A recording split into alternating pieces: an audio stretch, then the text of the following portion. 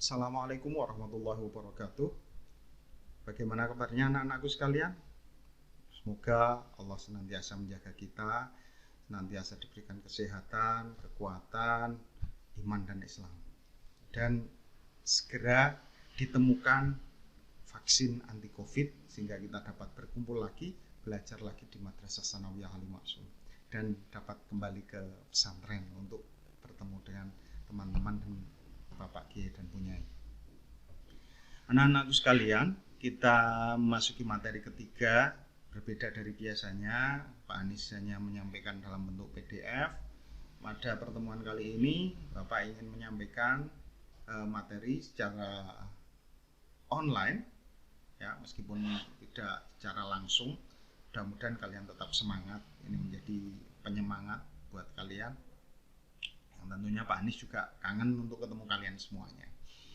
Baik, di pertemuan sebelumnya, pertemuan pertama kita membahas tentang Islam di Nusantara, pertemuan kedua kerajaan Islam di Nusantara, dan pertemuan ketiga ini materinya juga masih sama tentang kerajaan Islam di Nusantara.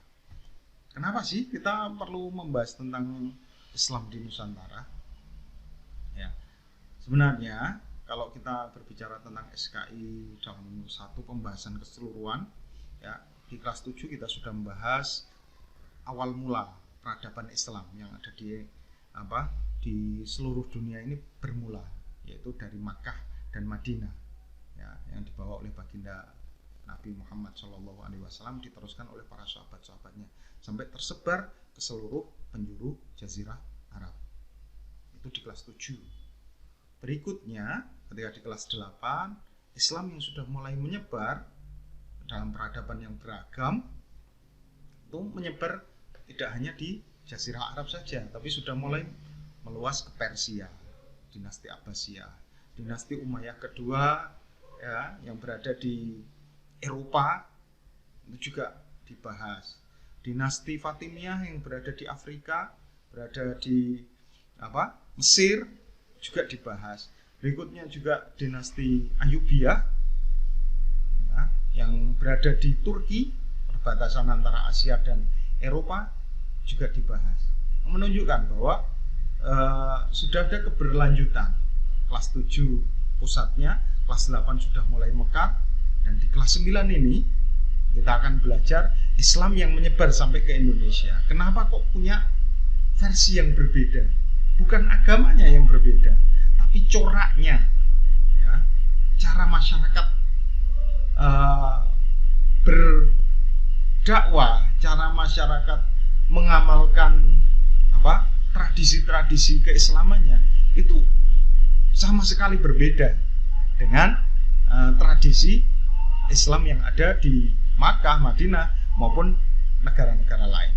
Nah, ini menjadi satu keragaman tersendiri, bahwa Islam itu benar-benar rahmatan lil alamin, rahmat bagi semuanya. Tidak harus sama seperti di Makkah saja atau Madinah saja, tapi Islam itu bisa berwarna-warni di berbagai daerah, ya.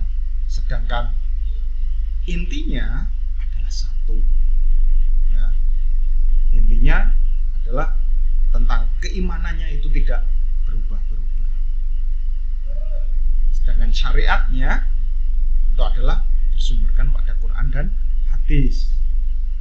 Sedangkan cara mendakwahkannya itu yang bisa saja beragam dan berbeda-beda. Ya. Anak-anak yang Pak Anies banggakan dan Pak Anies cintai, kita lanjutkan saja tentang kerajaan Islam di Nusantara. Tentang kerajaan Islam di Nusantara, kita melihat bahwa untuk Sumatera diwakili 3 kerajaan besar. Untuk pembahasan Jawa diwakili 5 kerajaan besar. Dan untuk Indonesia Timur diwakili 4 kerajaan besar. Nah, sebenarnya ada banyak sih kerajaan-kerajaan kecil yang berafiliasi atau yang memiliki agama resmi kerajaan dengan menganut agama Islam. Ya.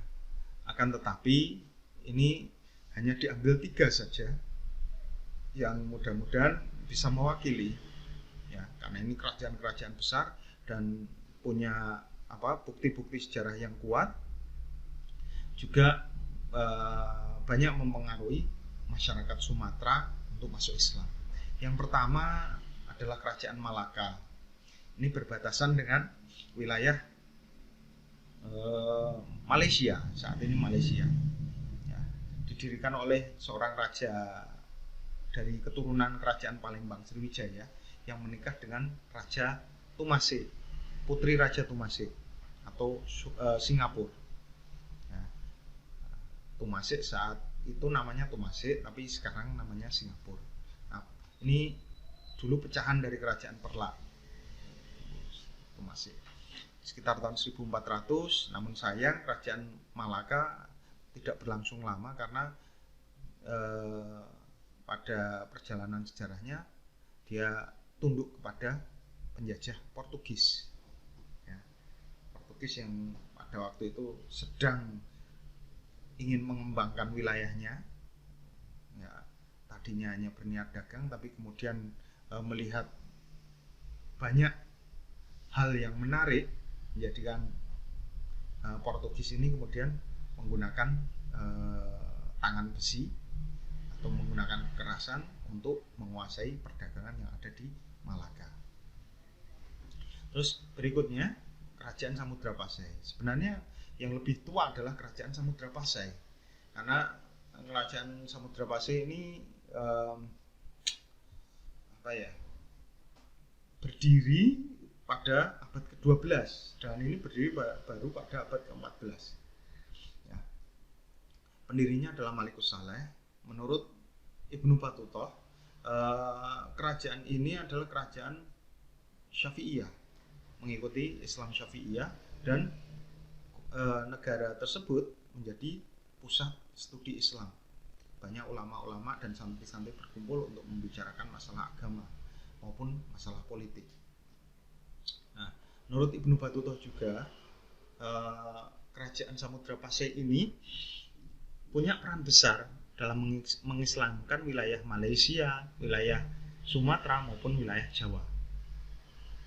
Nah, dalam perjalanan sejarahnya kerajaan Samudra Pasai ini pernah ditundukkan oleh Majapahit, tapi tidak melalui perang, melalui utusan, diminta untuk tunduk kepada Majapahit. Biasanya harus dengan membayar upeti. Nah, karena Majapahit waktu itu masih cukup kuat sebagai sebuah kerajaan besar, maka Samudra Pasai baru dua masa, yaitu masa pendirinya Malikus Saleh, kemudian diteruskan oleh Malikus Zahir. Nah, ketika ditantang oleh Majapahit belum berani untuk melawan. Nah, tapi karena dengan cara-cara damai, akhirnya Majapahit pun bijaksana, kembali menunjuk putri dari Malikus Zahir, yaitu Ratu Malikah Nurullah, untuk dijadikan sebagai raja pengganti dari Malikus Zahir. Ya. Berikutnya yang ketiga adalah kerajaan Aceh Darussalam. Kerajaan Aceh Darussalam ini adalah bentuk dari perlawanan kerajaan-kerajaan kecil yang terdampak karena penguasaan Portugis terhadap Malaka.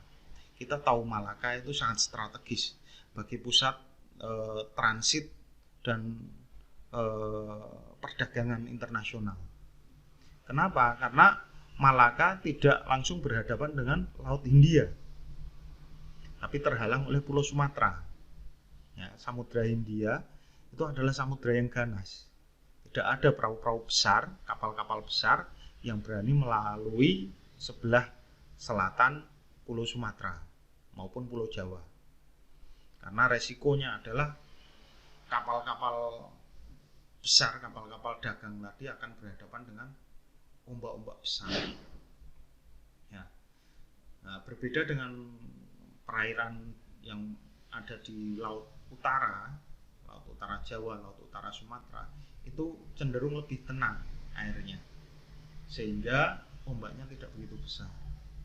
Nah, karena Malaka berada di sebelah utara Sumatera, itu sangat strategis, ya, lebih untuk pendaratan kapal-kapal, ya, juga sebagai tempat transit untuk mengisi bahan makanan atau bahan baku untuk kapal agar bisa pulang atau berangkat mencari bahan-bahan pangan.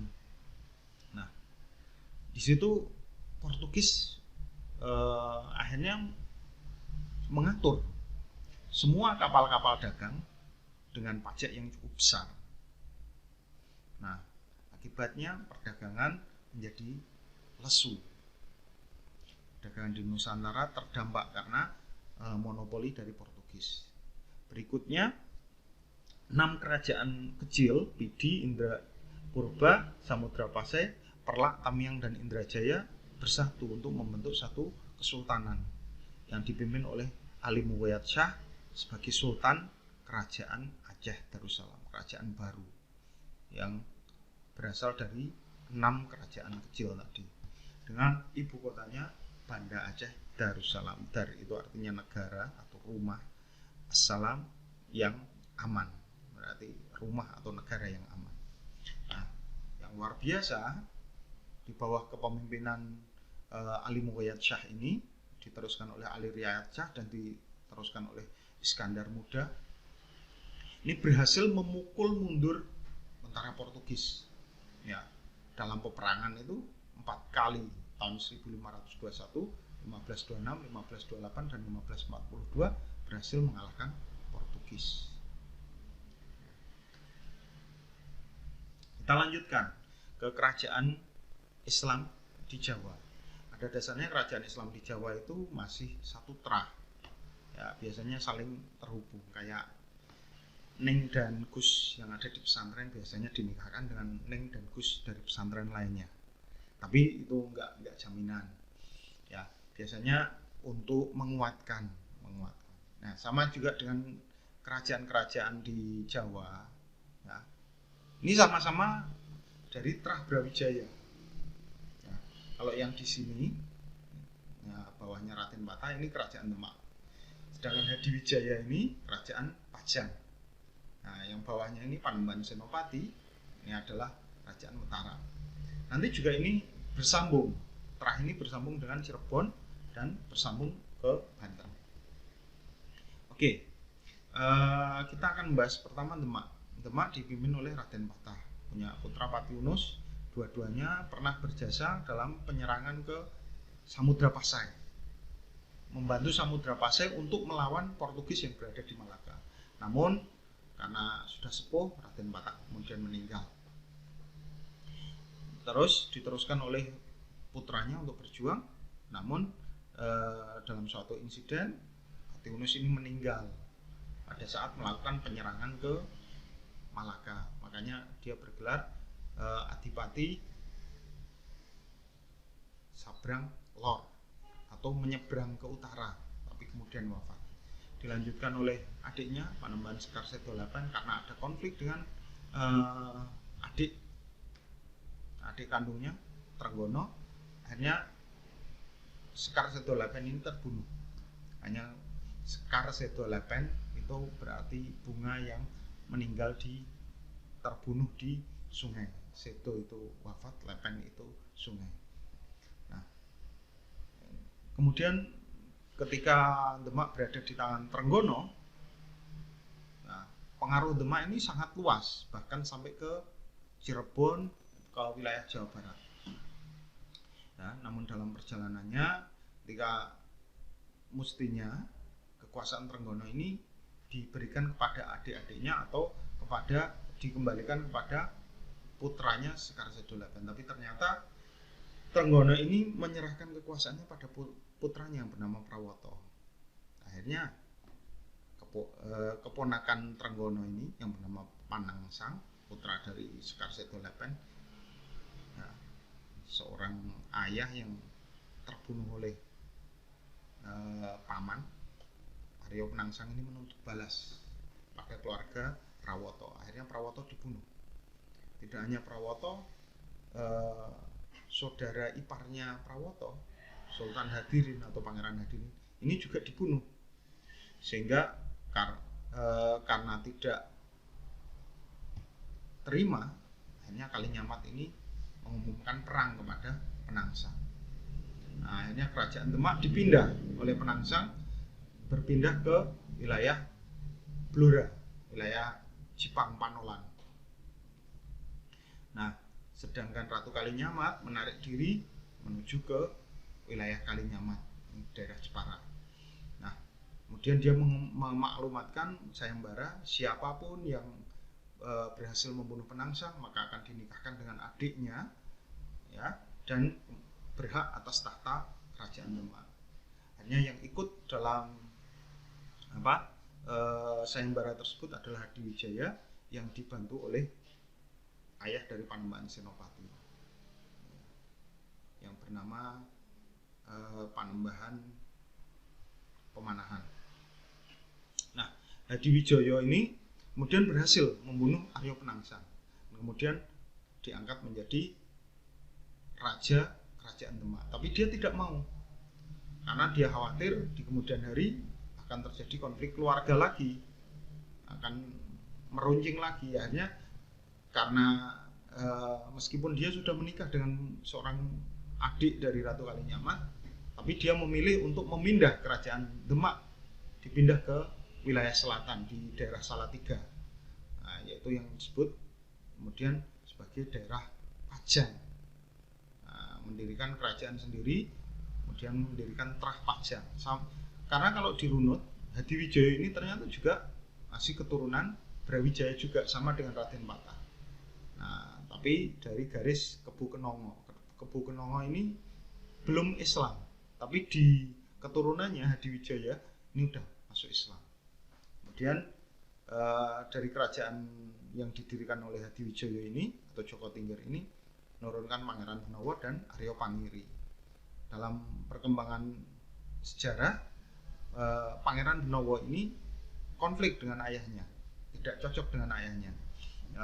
Pangeran Benawa pro kepada penjajah, kepada Belanda, sedangkan Hadiwijaya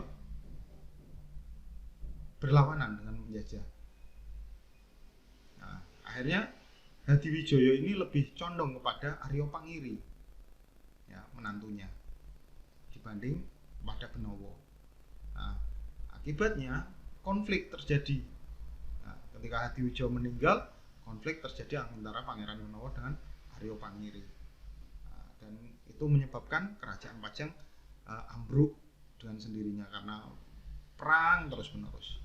Nah, kemudian di tempat lain, keturunan dari Adipati Pemanahan atau Panembahan Pemanahan, ya, yang ikut membantu Hadiwijaya itu dihadiahi alas mentau atau daerah yang berada di kawasan selatan. Dulunya kosong di antara Gunung Merapi sampai wilayah perbukitan Menoreh, itu alas mentau. Nah, di situ mendirikan sebuah wilayah, sebuah desa, sebuah wilayah yang kemudian hari berkembang.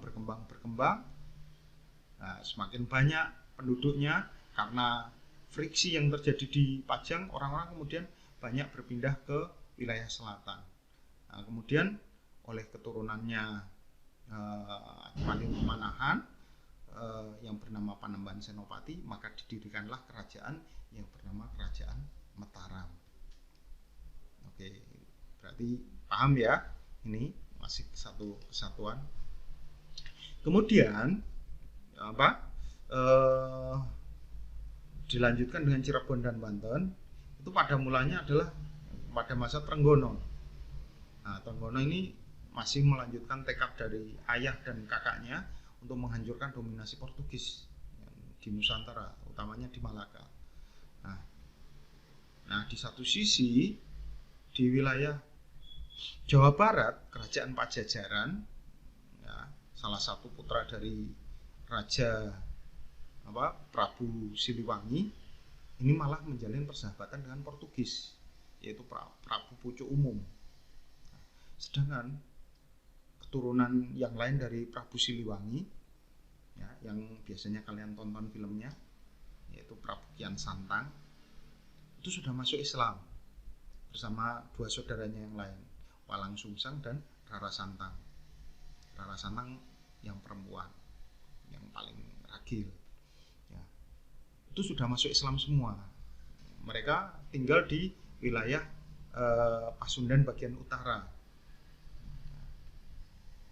kemudian membentuk wilayah sendiri namanya Kampung Cirebon, dan kemudian dikembangkan lagi menjadi kerajaan sendiri, nah, yang awalnya dirintis oleh Prabu Walang Sungsang yang bergerak Pangeran Cakrabuana, kan masih keturunan dari Prabu Siliwangi ya. Nah, pada saat itu utusan Prabu Siliwangi itu mendatangi wilayah Cirebon, ya, menanyakan, loh kok bisa-bisanya kalian mendirikan kerajaan? Nah, kemudian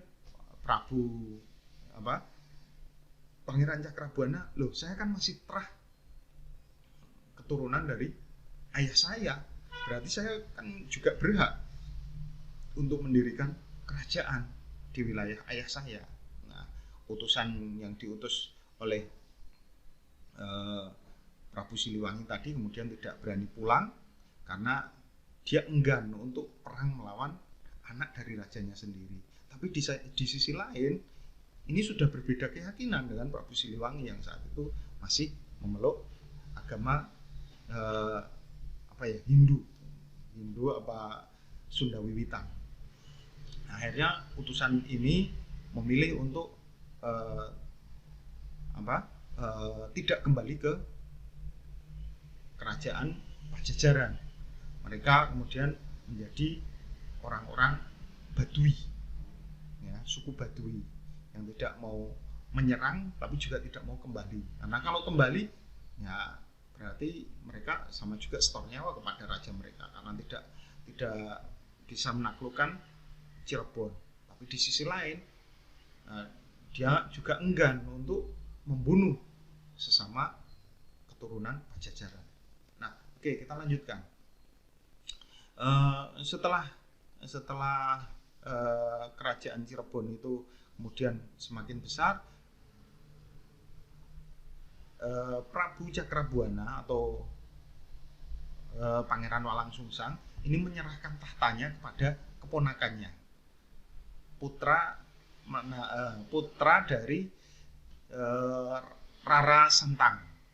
Rara Santang ini perempuan, menikah dengan seorang syarif dari keturunan Persia, ya, yang datang ke Indonesia, kemudian melahirkan seorang syarif lagi, yaitu Syarif Hidayatullah alias Sunan Gunung Jati. Ya, jadi Sunan Gunung Jati itu masih cucunya dari Prabu Siliwangi. Nah, berulang kali Prabu Siliwangi diajak oleh cucunya ini untuk masuk Islam, tapi tidak kunjung berhasil. Nah, sampai akhirnya malah konflik dengan saudaranya yang lain, yaitu Prabu Pucuk Umum ini. Nah, Sultan Trenggono menugaskan Fathahilah, seorang panglima perang Demak, yang di kemudian hari ini juga dinikahkan dengan putri dari Syarif Hidayatullah. Fathahilah ini seorang panglima perang, ya, yang berhasil menaklukkan Sunda Kelapa yang dikuasai oleh tentara Pajajaran. Walhasil ketika berhasil menaklukkan Sunda Kelapa, dijadikanlah bandar besar untuk pelabuhan yang diberi nama Jayakarta. Jaya itu artinya kemenangan, Karta itu artinya yang apa? Yang gemilang, ya, kemenangan yang gemilang, Jayakarta. Kemudian hari berubah menjadi apa? Batavia karena ditaklukkan oleh VOC. Kemudian ketika era Indonesia, ketika Indonesia sudah merdeka, Batavia diganti berubah menjadi Jakarta. Oke, berikutnya bareng-bareng bersama Kerajaan Cirebon, Kerajaan Demak, utusan Trenggono, dan plus satu lagi orang-orang yang sudah berada di Banten Utara ikut menyerbu wilayah Banten Selatan.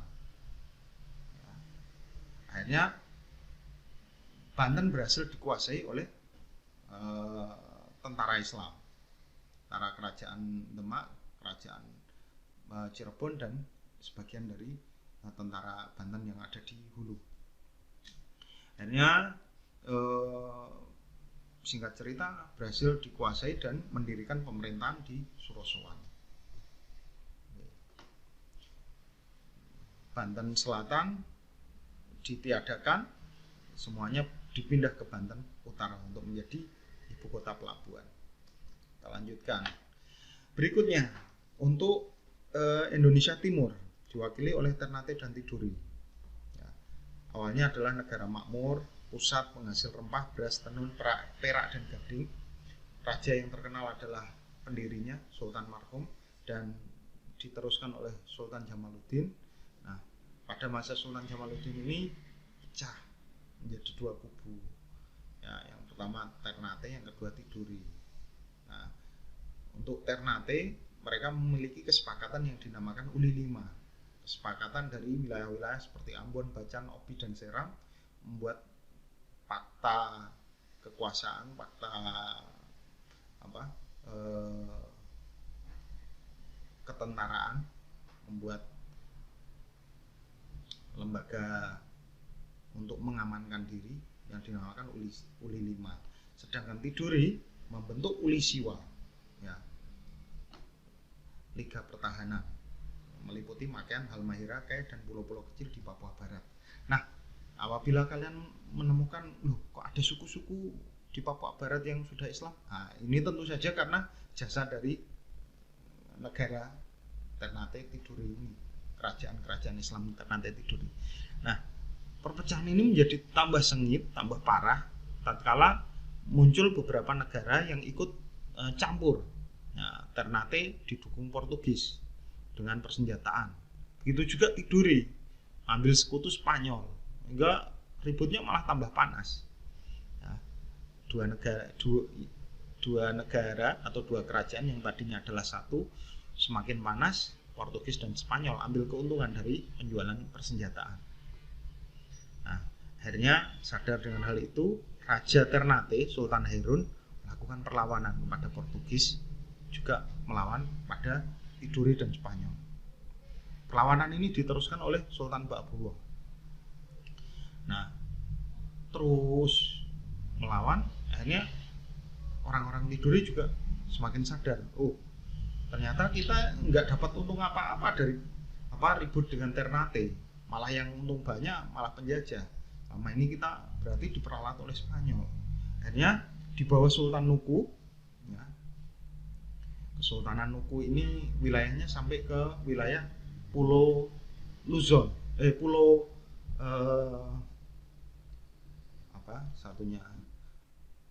Mindanao yang ada di Filipina. Di kawasan pulau terbesar Filipina, yaitu Pulau Mindanao, dulunya adalah di bawah Kesultanan Nuku, Muslim. Ya. Namun kemudian ini sadar, Sultan Nuku ini sadar, melakukan perlawanan di Tidore terhadap campur tangan Spanyol dan Portugis. Namun dalam perkembangan Sultan Nuku ini kemudian dikalahkan oleh Spanyol, perlawanannya dikalahkan oleh Spanyol, kemudian dijadikan negara Filipina, ya, yang menjadi jajahan Spanyol.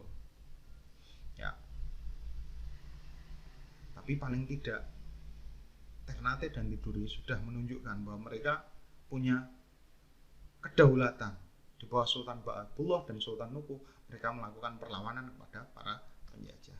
Oke, berikutnya Gua dan Talo. Ini cikal bakal Makassar. Berasal dari dua kerajaan yang masih satu saudara. Pertama kali dipimpin oleh Tomanurung. Kerajaan ini awalnya satu kerajaan, ya, Tomanurung. Ya, kemudian diteruskan oleh raja-raja berikutnya sampai raja keempat, Tonangkalopi. Ini membagi wilayahnya menjadi dua kepemimpinan karena memiliki dua putra, yaitu Batara Gua dan Kak Raeng Loe Sero. Ya, Batara Gua ini kemudian diberikan kerajaan Gua, Kak Raeng Loe Sero kemudian diberi nama wilayahnya dengan sebutan wilayah Talo. Nah, dari dulu akur kerajaan Gua Talo ini, ya, karena masing-masing punya bagian sendiri-sendiri. Untuk penguasa-penguasa Goa, keturunan dari Batara Goa, itu biasanya menjadi sultan untuk ngurusi urusan-urusan dalam negeri.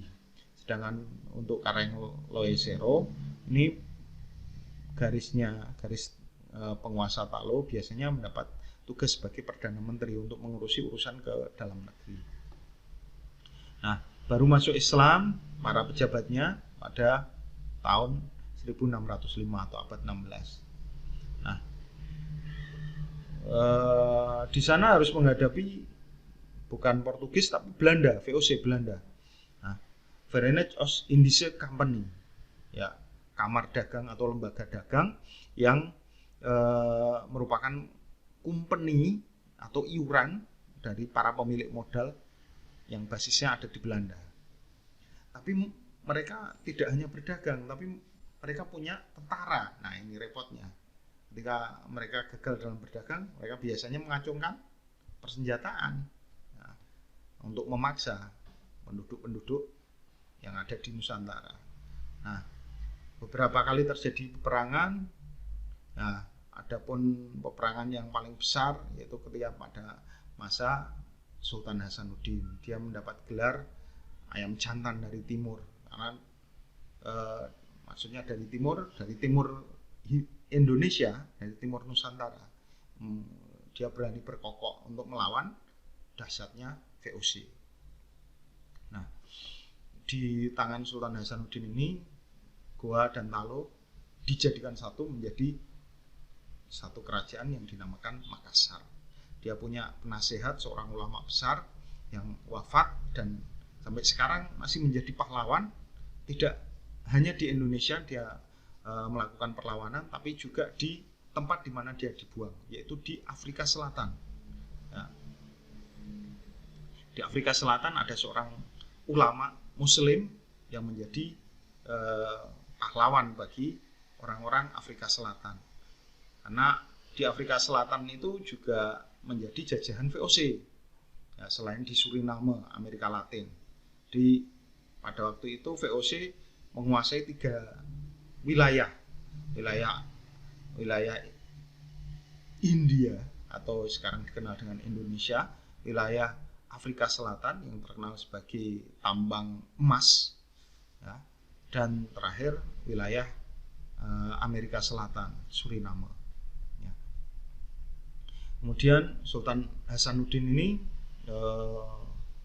bertempur sengit sampai akhirnya dalam satu peperangan kalah Sultan Hasanuddin ini. Kemudian berunding melalui perjanjian Bungaya, Sultan Hasanuddin kemudian dibuang.